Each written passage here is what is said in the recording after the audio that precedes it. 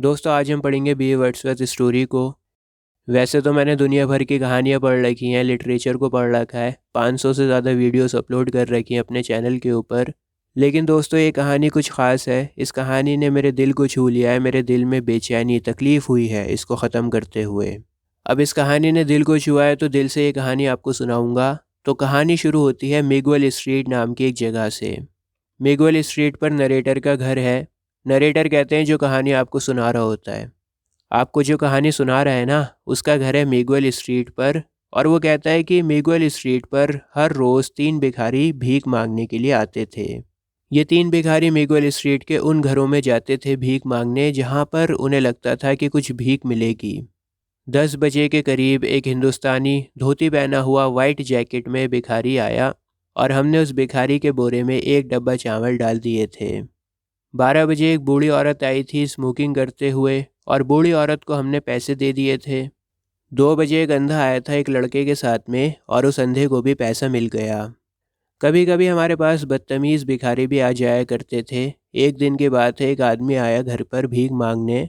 उसने कहा कि मैं भूखा हूँ। हमने उसे खाना दे दिया, लेकिन फिर उसने सिगरेट मांगी और तब तक नहीं गया जब तक हमने उसे सिगरेट ना दे दी। और वो आदमी फिर दोबारा कभी नहीं आया। एक दोपहर सबसे अजीब इंसान आया 4 बजे के करीब। वो बंदा सबसे अलग था, सबसे जुदा था। मैं उस टाइम स्कूल से आ चुका था और घर के कपड़ों में था। उस आदमी ने मुझसे पूछा, बेटा क्या मैं तुम्हारे यार्ड में, तुम्हारे आंगन में आ सकता हूँ? वो आदमी छोटी हाइट का था और उसने साफ़ सुथरे कपड़े पहन रखे थे। उसने एक टोपी, वाइट कलर की शर्ट और ब्लैक ट्राउज़र पहन रखा था। मतलब बताना चाह रहे हैं कि वो आदमी दिखने में भिखारी बिल्कुल नहीं लग रहा था, अच्छा पढ़ा लिखा इंसान लग रहा था। दोस्तों वो आदमी और कोई नहीं बल्कि बी वर्ड्सवर्थ है। इनका नाम आपको कहानी के आगे पता लगेगा, लेकिन मैंने स्टार्टिंग में ही बता दिया आपको ताकि कोई कन्फ्यूजन ना हो। तो नरेटर ने उस आदमी से पूछा कि तुम्हें क्या चाहिए? आदमी ने कहा कि मुझे तुम्हारे आंगन में इन मधुमक्खियों को देखना है। अब नरेटर के घर में जो कोई भी आता वो अलग अलग डिमांड्स करता। किसी को पैसा चाहिए, किसी को चावल चाहिए, किसी को खाना चाहिए, किसी को सिगरेट। लेकिन पहली बार एक अजीब इंसान आया। वो कहता है कि मुझे तुम्हारे आंगन में मधुमक्खियों को देखना है। हमारे आंगन में 4 गुरु गुरु पाम ट्रीज थे और उन पेड़ों पर बिन बुलाई मधुमक्खियाँ हमेशा मंडराती रहती थीं। मैं घर की सीढ़ियों पर चढ़ा और माँ को आवाज़ लगाई, माँ बाहर एक आदमी आया और वो कहता है कि मुझे मधुमक्खियों को देखना है। मेरी माँ बाहर आई। माँ ने उस इंसान को देखा और रूखे अंदाज में पूछा, क्या चाहिए तुम्हें? उस आदमी की इंग्लिश बहुत बेहतरीन थी, बहुत बढ़िया स्टैंडर्ड की इंग्लिश बोल रहा था। और उसकी लैंग्वेज को देखकर माँ परेशान सी हो गई और माँ ने आदमी को मधुमक्खियों को देखने की इजाज़त दे दी। मेरी माँ ने मुझसे कहा कि तुम यहीं पर रुको और इस आदमी पर नज़र रखो। जब तक ये आदमी मधुमक्खियों को देख रहा है तुम यहीं पर रहो। आदमी ने मेरी माँ से कहा, थैंक यू मैम, आज आपने एक बहुत अच्छा काम किया है। वो आदमी बहुत धीरे बोलता था और बहुत कम बोलता था। ऐसा लगता था कि बोलने में पैसा लगता हो। मतलब वो आदमी बहुत कम बोलता था। हम दोनों ने पेड़ के नीचे बैठकर 1 घंटे तक मधुमक्खियों को देखा। उस आदमी ने मुझसे कहा कि मुझे मधुमक्खियों को देखना बहुत पसंद है। बेटा क्या तुम्हें मधुमक्खियाँ देखना पसंद है? मैंने जवाब दिया कि मेरे पास इतना टाइम नहीं है। मेरा ये जवाब सुनकर आदमी ने उदासी से सर हिलाया और कहा कि यही तो मैं करता हूँ। मैं सिर्फ देखता रहता हूँ, देखता रहता हूँ, देखता रहता हूँ। मैं चींटियों को कई दिनों तक देख सकता हूँ। क्या तुमने कभी चींटियों को देखा है? और बिच्छुओं को? और सेंटीपीड्स को? या फिर कॉन्ग्रीज को? क्या तुमने कभी देखा इन सभी को? दोस्तों ये सब कीड़ों के नाम हैं। तो मैंने मना कर दिया कि नहीं देखा इन सब को। मैंने पूछा, मिस्टर आप करते क्या हो? वो आदमी खड़ा हुआ और कहा कि मैं एक पोएट हूँ। मैंने पूछा, एक अच्छा पोएट? उस आदमी ने जवाब दिया कि इस पूरी दुनिया का सबसे बेहतरीन पोएट। मैंने पूछा, मिस्टर आपका नाम क्या है? उस आदमी ने कहा, बी वर्ड्सवर्थ। मैंने पूछा, बी बी से क्या है? बी माने बिल। बिल वर्ड्सवर्थ हो क्या आप? आदमी ने जवाब दिया, बी माने ब्लैक। मेरा पूरा नाम है ब्लैक वर्ड्सवर्थ। वाइट वर्ड्सवर्थ मेरा भाई था और हम दोनों भाइयों का एक ही दिल था। मतलब हम एक ही तरह से लिखते थे, एक ही तरह से फील करते थे, एक ही अंदाज था हम दोनों भाइयों का। उसका नाम वाइट वर्ड्सवर्थ था, मेरा नाम ब्लैक वर्ड्सवर्थ है। मैं एक छोटे से फूल को इस तरह से देखकर रो सकता हूँ जैसे सुबह की चमक। मैंने पूछा कि आप रोते क्यों हैं? मैं रोता क्यों हूँ? हम्म, जब तुम बड़े हो जाओगे ना बेटा तो जान जाओगे। तुम्हें पता है कि तुम भी एक पोएट हो, और जब आप एक पोएट होते हो ना तो आप हर चीज़ के ऊपर रो सकते हो। बी वर्ड्सवर्थ ने मुझसे पूछा कि क्या तुम अपनी माँ से प्यार करते हो? मैंने जवाब दिया कि जब वो मुझे मार ना लगा रही हो। बी वर्ड्सवर्थ ने अपनी पैंट की पीछे वाली पॉकेट से एक कागज़ निकाला जिस पर कुछ लिखा हुआ था, और उन्होंने कहा कि इस कागज़ पर दुनिया की बेहतरीन पोएम लिखी हुई है माँ के ऊपर। मैं इस पोएम को तुम्हें बेचना चाहता हूँ, बहुत ही कम दाम में, सिर्फ 4 सेंट्स में बेच दूंगा तुम्हें। मैं दोबारा से अपनी माँ के पास में गया और उनसे पूछा कि माँ, क्या आप 4 सेंट्स में एक पोएम ख़रीदना चाहोगी? मेरी माँ ने कहा कि उस हरामजादे को कहो कि घर से निकल जाए और उसको धक्के मार के निकालो, सुना तुमने? मैं बी वर्ड्सवर्थ के पास में गया और उनसे कहा कि मेरी माँ कह रही हैं कि उनके पास 4 सेंट्स नहीं हैं। बी वर्ड्सवर्थ ने कहा कि ये एक पोएट के लिए बहुत ही निराशाजनक बात है, ट्रेजेडी है। उन्होंने उस कागज़ को अपनी पीछे वाली पॉकेट में रख दिया दोबारा से, और ऐसा लग रहा था कि वो बुरा नहीं माने। मैंने उनसे पूछा, यूँ इस तरह से घर घर जाके पोइट्री को बेचना अजीब नहीं है? इस तरह से तो कैलिप्सोनियन करते हैं। दोस्तों, मैं आपको बता दूं, कैलिप्सोनियन कहते हैं उन लोगों को जो गाना गाते हैं। कैलिप्सो करके एक गाना होता है एक तरह का, उसको गाते हैं। इतना इम्पॉर्टेंट नहीं है जानना। तो नरेटर कहता है कि ये तो बहुत अजीब है, इस तरह से घर घर पे जाके पोइट्री को बेचना। क्या तुम्हारी पोइट्री बहुत सारे लोग ख़रीदते हैं? बी वर्ड्सवर्थ ने कहा, नहीं, आज तक किसी ने एक कॉपी तक नहीं ख़रीदी। मैंने पूछा, तो फिर आप क्यों घर घर जाके पोइट्री बेचते हो? जब कोई ख़रीदता ही नहीं है तो क्यों जाते हो? बी वर्ड्सवर्थ ने कहा कि पोइट्री बेचने के बहाने मैं काफ़ी चीज़ों को देख लेता हूँ, और मुझे हमेशा ये उम्मीद रहती है कि मैं पोएट से मिलूँ। मैंने उनसे पूछा, तो क्या आप सच में ये मानते हैं कि मैं एक पोएट हूँ? उन्होंने जवाब दिया कि तुम मेरे जैसे एक बहुत अच्छे पोएट हो। और जब बी वर्ड्सवर्थ वहाँ से चले गए मेरे आंगन में से, तो मैंने प्रेयर की।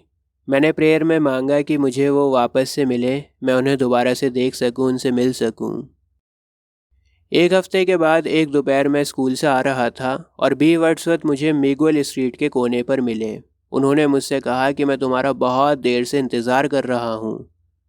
मैंने उनसे पूछा कि क्या आपने अभी तक कोई पोइट्री बेची? बी वर्ड्सवर्थ ने मना कर दिया। बी वर्ड्सवर्थ ने कहा मुझसे कि मेरे बगीचे में पोर्ट ऑफ स्पेन के सबसे बेहतरीन नाम लगे हुए हैं। दोस्तों, मैं आपको बता दूं कि पोर्ट ऑफ स्पेन शहर का नाम है। तो कहते हैं कि पूरे शहर के सबसे बेहतरीन आम मेरे बगीचे में लगे हुए हैं, और अब वो आम पक चुके हैं। वो आम लाल हैं, बहुत मीठे हैं और बहुत जूसी हैं। मैं यहाँ इंतज़ार कर रहा हूँ तुम्हारा, ताकि तुम्हें अपने आमों के बारे में बता सकूँ और तुम्हें इनवाइट कर सकूँ। तुम आओ और मेरे कुछ मज़ेदार आमों को खाओ। बी वर्ड्सवर्थ एल्बर्टो नाम की गली में रहते थे। उनकी ज़मीन के बीच में एक झोपड़ा था। झोपड़े में एक ही कमरा था और उस कमरे में बी वर्ड्सवर्थ रहा करते थे। उनका बगीचा काफ़ी हरा भरा था, और वहाँ पर एक बहुत बड़ा आम का पेड़ था, और वहाँ पर एक नारियल का पेड़ था और एक बेर का पेड़ था। जहाँ पर वर्ड्सवर्थ रहते थे वो जगह जंगली नज़र आ रही थी। ऐसा लग रहा था कि मैं शहर में खड़ा ही नहीं हूँ। और उस जगह से गली की बड़ी बड़ी कंक्रीट की बिल्डिंग्स भी नज़र नहीं आ रही थीं। बी वर्ड्सवर्थ ठीक बोल रहे थे। आम मीठे और जूसी थे। मैंने 6 आम के करीब खाए, और उन पीले आमों का जूस बहता हुआ मेरे हाथों पर, मेरी कोहनियों पर, मेरे मुंह पर, मेरी थोड़ी पर और मेरे कपड़ों पर संध गया। आम इतना रसीला कि मेरे कपड़े संध गए, हाथ, कोहनी, मुंह सब आम के रस में संध गया। जब मैं घर वापस लौटा तो मेरी माँ ने पूछा, कहाँ थे तुम? क्या तुम्हें लगता है कि तुम इतने बड़े हो गए हो कि बिना बताए कहीं भी जा सकते हो, कहीं भी घूम सकते हो? चलो जाओ, मेरे लिए एक लकड़ी लेकर आओ तोड़ के। इसके बाद मेरी माँ ने मुझे बेरहमी से मारा, खूब मारा, और मैं घर से ये कसम खाते हुए भागा कि अब दोबारा कभी इस घर में वापस नहीं लौटूंगा। मैं बी वर्ड्सवर्थ के घर में गया। मैं बहुत गुस्से में था और मेरी नाक से खून बह रहा था। बी वर्ड्सवर्थ ने कहा, चुप हो जाओ, हम लोग वॉक पर चलेंगे। मैं चुप हो गया, लेकिन मैं अभी भी सिसकियाँ भर रहा था। हम दोनों वॉक पर गए साथ में। हम एस्ट्री क्लियर एवेन्यू से होते हुए सवन्ना में गए और फिर रेस कोर्स निकल गए। बी वर्ड्सवर्थ ने फिर मुझसे कहा कि चलो हम लोग घास के ऊपर लेटते हैं और घास पे लेट के ना आसमान को देखते हैं। और मैं चाहता हूँ कि तुम लेटे हुए ये सोचो कि आसमान के सितारे हमसे कितनी दूर हैं। मैंने बिल्कुल वैसे ही किया जैसा बी वर्ड्सवर्थ ने मुझसे कहा था। सितारों को देखते हुए मैं सब कुछ भूल गया। इतना अच्छा मैंने ज़िंदगी में पहले कभी महसूस नहीं किया था। मैं अपने गुस्से को भूल गया, अपने आंसुओं को भूल गया, अपने ज़ख्मों को भूल गया। जब मैंने बी वर्ड्सवर्थ से कहा कि अब मैं ठीक हो गया हूँ, तो फिर उन्होंने मुझे सितारों के नाम बताना शुरू किए। ओरायन द हंटर सितारे को तो मैं आज भी देखकर पहचान सकता हूँ। नरेटर कहते हैं कि जो बी वर्ड्सवर्थ ने मुझे बाकी सितारों के बारे में बताया था ना, उन सबको मैं भूल गया हूँ, लेकिन ओरायन द हंटर को मैं आज भी आसमान में देखकर पहचान सकता हूँ। हम घास पर लेटे हुए थे और तभी हमारे चेहरों पर एक रोशनी पड़ी। हमने देखा तो पुलिस वाला था। हम घास पर से खड़े हुए। पुलिस वाले ने हमसे पूछा कि तुम यहाँ पर क्या कर रहे हो। बी वर्ड्सवर्थ ने पुलिस वाले से कहा कि यही सेम सवाल मैं अपने आप से पूछ रहा हूँ पिछले 40 सालों से, कि मैं यहाँ पर आखिर कर क्या रहा हूँ। बी वर्ड्सवर्थ ने कहा था कि तुम मेरे बारे में और मेरे आम, नारियल और बेर के पेड़ों के बारे में किसी को भी मत बताना। ये राज अपने तक ही रखना। और अगर तुमने मेरे बारे में या मेरे पेड़ों के बारे में किसी को भी बताया ना, तो मुझे पता लग जाएगा, क्योंकि मैं एक पोएट हूँ। मैंने वादा किया कि मैं किसी को नहीं बताऊंगा आपके बारे में, और वादे का पालन किया।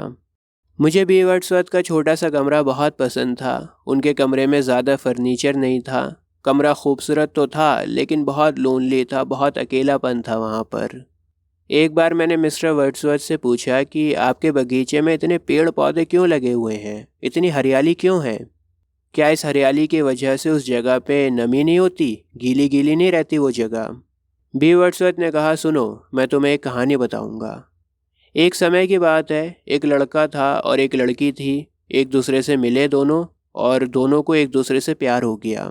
उन्हें एक दूसरे से इतनी मोहब्बत हो गई कि उन दोनों ने शादी कर ली। और वो दोनों लड़का लड़की पोएट्स थे। लड़के को लफ्ज़ बहुत पसंद थे, लफ्ज़ों के साथ खेलने में उसे बड़ा मज़ा आता था। और लड़की को घास, फूल, पेड़ पौधे, हरियाली, ये सब बहुत पसंद था।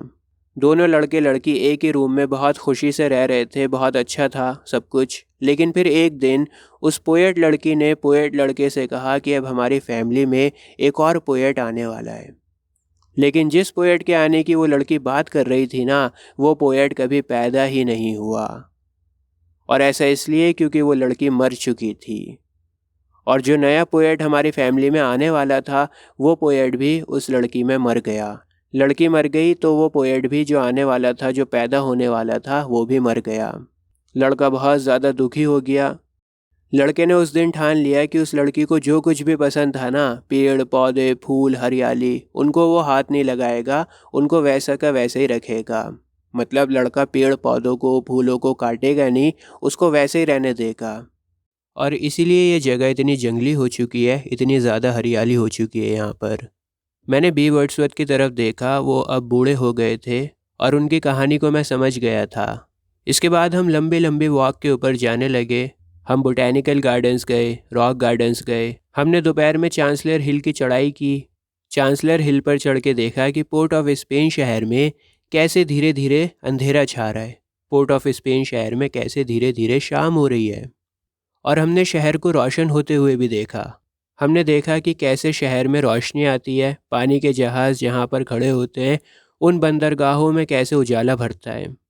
ठीक है, अंधेरा होते हुए भी देखा शहर में, और उजाला होते हुए भी देखा। बी वर्ड्सवर्थ हर चीज़ को इस तरह से कर रहे थे जैसे मानो वो उसे पहली बार कर रहे हों ज़िंदगी में। मतलब कहना चाह रहे हैं कि बहुत एक्साइटिंग होके, बहुत ध्यान से, बहुत इंटरेस्ट के साथ सभी काम करते थे। बी वर्ड्सवर्थ मुझसे पूछते हैं कि आइसक्रीम खाना कैसा रहेगा। जब मैं आइसक्रीम खाने को हाँ कहता तो वो बहुत सीरियस हो जाते और कहते कि अब हमें कौन से कैफ़े पर हक जमाना चाहिए, किस कैफ़े वाले के साथ बात करनी चाहिए। ऐसे डिस्कस करते थे जैसे बहुत बड़ी चीज़ हो, बहुत बड़ी बिजनेस की डील हो रही हो। वो मेरे बताए गए कैफ़े के बारे में थोड़ी देर सोचते और फिर कहते, चलो ठीक है, मैं इस दुकान पर जाता हूँ और भाव का तोल मोल करता हूँ, नेगोशिएट करता हूँ। बी वर्ड्सवर्थ की वजह से दुनिया बड़ी एक्साइटिंग हो गई थी। दुनिया बहुत रंग बिरंगी हो गई, इसमें रंग घुल गए। एक दिन जब मैं बी वर्ड्सवर्थ के बगीचे में था तो उन्होंने मुझसे कहा कि मेरे पास ना एक बहुत बड़ा सीक्रेट है और आज वो सीक्रेट मैं तुम्हें बताने जा रहा हूँ। हम दोनों एक दूसरे की तरफ देख रहे थे और उन्होंने कहा कि ये राज तुम्हारे और मेरे बीच में ही रहना चाहिए, ध्यान रखना। उन्होंने कहा कि मैं एक पोएम को लिख रहा हूँ। मुझे लगा कि कुछ बहुत बड़ा राज होगा, लेकिन एक पोएम का नाम सुन के मैं उदास हो गया। बी वर्ड्सवर्थ ने कहा कि ये अलग तरह की पोएम है, ये दुनिया की सबसे बेहतरीन पोएम है। ये सुन के मैंने सीटी बजाई। बी वर्ड्सवर्थ ने कहा कि मैं इस पोएम पर पिछले 5 सालों से काम कर रहा हूँ और अगर मैं इसी स्पीड से लिखता रहा जिस स्पीड से मैं फ़िलहाल लिख रहा हूँ ना, तो मैं इस पोएम को अगले 22 सालों में ख़त्म कर दूँगा। ये सुन के मैंने कहा कि फिर तो आप बहुत ज़्यादा लिखते होंगे। हाँ, नहीं नहीं, ऐसी बात नहीं है, मैं तो पूरे महीने में एक ही लाइन लिखता हूँ।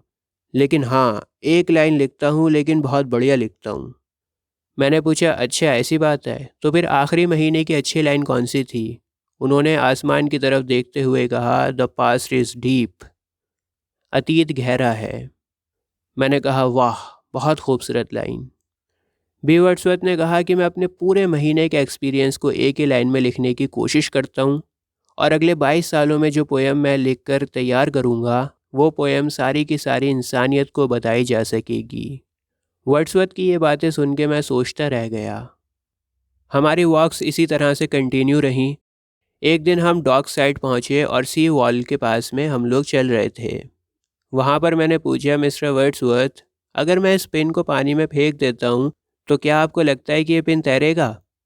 बी वर्ड्सवर्थ ने कहा कि ये दुनिया बहुत अजीब जगह है। पिन डाल के देखो पानी में और फिर देखो क्या होता है। मैंने पिन डाली पानी में और वो डूब गई। मैंने पूछा वर्ड्सवर्थ से कि इस महीने की पोएम कैसी है, लेकिन उन्होंने फिर कभी मुझे पोइट्री की कोई लाइन नहीं बताई। वो बस इतना कहते थे, ओ लाइन आ रही है, लाइन आ रही है। मतलब वो घुमाते रहते थे, उन्होंने कोई लाइन नहीं बताई मुझे, कोई पोइट्री नहीं बताई उसके बाद से। हम उस समुंदर पर बनी दीवार पर बैठकर ये देखते थे कि कैसे बड़े बड़े जहाज़ उस बंदरगाह पर, उस हार्बर पर आते थे। लेकिन हाँ, उस दुनिया की सबसे बेहतरीन पोएम के बारे में मैंने बी वर्ड्सवर्थ से फिर कभी कुछ नहीं सुना। मुझे ऐसा महसूस हो रहा था कि वो बूढ़े हो रहे हैं। एक दिन मैंने मिस्टर वर्ड्सवर्थ से पूछ ही लिया कि आखिर आप जीते कैसे हैं। उन्होंने पूछा कि क्या तुम्हारा ये मतलब है कि मैं पैसे कैसे कमाता हूँ? जब मैंने हाँ के लिए सर हिलाया तो वो टेढ़ी हंसी हंसने लगे। उन्होंने कहा कि मैं कैलिप्सोस गाता हूँ जब कैलिप्सो सीज़न होता है। दोस्तों, ये एक तरह का म्यूज़िक होता है, एक तरह का गाना होता है। मैंने पूछा बी वर्ड्सवर्थ से कि क्या ये कमाई साल भर चलती है? उन्होंने कहा कि ये काफ़ी होती है साल भर चलाने के लिए। मैंने उनसे कहा कि आप तो वैसे भी दुनिया के सबसे अमीर इंसान बन जाओगे। जब आप अपनी सबसे बेहतरीन पोएम को लिख दोगे तो सबसे अमीर इंसान बन जाओगे। मेरी इस बात पर उन्होंने कुछ नहीं कहा। एक दिन जब मैं उनके छोटे से घर में गया उन्हें देखने, तो बी वर्ड्सवर्थ अपने छोटे से बेड के ऊपर लेटे हुए थे। बेड पर लेटे हुए वो बहुत ही बूढ़े और बहुत ही कमज़ोर लग रहे थे। मैं उनकी ये हालत देखकर रोना चाहता था। उन्होंने मुझसे कहा कि ये पोएम कुछ ठीक नहीं जा रही है। वो मेरी तरफ नहीं देख रहे थे, वो तो खिड़की से बाहर नारियल के पेड़ को देख रहे थे और इस तरह से बात कर रहे थे जैसे मानो मैं वहाँ पर हूँ ही नहीं। उन्होंने कहा कि जब मैं 20 साल का था ना, तब मैं अपने अंदर ताकत को महसूस कर सकता था। मैं अपनी आंखों के सामने बी वर्ड्सवर्थ के चेहरे पर बुढ़ापे और थकान को देख सकता था। बी वर्ड्सवर्थ ने कहा कि जब वो अपने अंदर ताकत महसूस करते थे ना, वो बहुत पहले की बात है। मुझे एक अलग ही एहसास हो रहा था। ऐसा लग रहा था कि मेरी माँ ने मुझे थप्पड़ मारा है। मुझे बेचैनी हो रही थी, अच्छा नहीं लग रहा था। मैं मौत को साफ तरह से उनके चेहरे पर देख सकता था। मैं साफ तरह से उनके चेहरे पर देख सकता था और कोई भी देख सकता था उनके चेहरे पर। उनका चेहरा सिकुड़ रहा था और उनके चेहरे पर मौत थी। उन्होंने मेरी तरफ देखा और मेरी आंखों से बह रहे आंसुओं को देखा। वो खड़े हो गए और खड़े होकर उन्होंने कहा, इधर आओ। मैं उनके पास में गया, उनके घुटनों पर बैठ गया। उन्होंने मेरी आंखों में देखा और कहा, ओह, तो तुम भी देख सकते हो। मैं तो शुरू से ही जानता था कि तुम्हारी आंखें पोएट की आंखें हैं। बी वर्ड्सवर्थ ज़रा भी उदास परेशान नहीं लग रहे थे और उनकी इस लाचार हालत को देखकर मैं फूट फूट के रोने लगा। उन्होंने मुझे अपनी सूखी पतली छाती की ओर खींचा और कहा कि क्या तुम चाहते हो कि मैं तुम्हें एक फ़नी स्टोरी सुनाऊं? और ये सवाल करके वो मुझे हौसला देने के लिए, हिम्मत देने के लिए मुस्कुराने लगे। लेकिन मैं कोई जवाब नहीं दे पाया। बी वर्ड्सवर्थ ने मुझसे कहा कि जब मैं ये कहानी ख़त्म कर दूँ ना, तब मैं चाहता हूँ कि तुम मुझसे वादा करो कि यहाँ से चले जाओगे और फिर दोबारा कभी नहीं आओगे मुझसे मिलने। क्या तुम वादा करते हो? बोलो, क्या तुम वादा करते हो? फिर कभी नहीं आओगे ना? मैंने सर हिलाते हुए हाँ किया। उन्होंने कहा, अच्छा ठीक है, सुनो। जो स्टोरी मैंने तुम्हें सुनाई थी, बॉय पोएट की और गर्ल पोएट की, क्या तुम्हें याद है? वो कहानी झूठी थी, मनगढ़ंत थी, सच नहीं थी। वो तो बस मैंने ऐसे ही बना ली थी। और जो कुछ भी मैंने तुम्हें पोइट्री के बारे में बताया था ना, और दुनिया की सबसे बेहतरीन पोएम के बारे में बताया था, वो भी सच नहीं है। क्या तुम्हारे लिए ये सबसे फ़नी बात नहीं है? देखो कितनी फ़नी बात है। लेकिन ये बात कहते हुए बी वर्ड्सवर्थ की आवाज़ लड़खड़ा गई। मैंने बी वर्ड्सवर्थ का घर छोड़ दिया और मैं रोते हुए अपने घर भागा। एक पोएट की तरह मैंने सब कुछ महसूस किया था, देखा था, और उस एहसास की वजह से मैं रो रहा था। 1 साल के बाद मैं एल्बर्टो स्ट्रीट पर वापस आया, लेकिन उस जगह पर पोएट के घर का कोई नामो निशान नहीं था। पोएट के घर को तोड़ दिया गया था और उस जगह पर बड़ी 2 मंजिला बिल्डिंग को बना दिया गया था। वो आम का पेड़, वो नारियल का पेड़ और वो बेर के पेड़ को काट दिया गया था और हर जगह पर ईंट, सीमेंट और कंक्रीट थी। 1 साल बाद उस जगह को देखकर ऐसा लगा जैसे मानो वहाँ पर कोई बी वर्ड्सवर्थ नाम का इंसान कभी रहता ही नहीं था। दोस्तों, अभी आपकी स्क्रीन के ऊपर एक प्लेलिस्ट आ रही है। इस प्लेलिस्ट पर क्लिक करके आपको आईएससी इंग्लिश के सारे चैप्टर्स मिल जाएंगे, बहुत ही आसान लैंग्वेज में। सारे चैप्टर्स मिलेंगे आपको, मज़ा आ जाएगा वीडियोस को देख के। तो जाओ, देखो, फ़ायदा उठाओ। जय हिंद।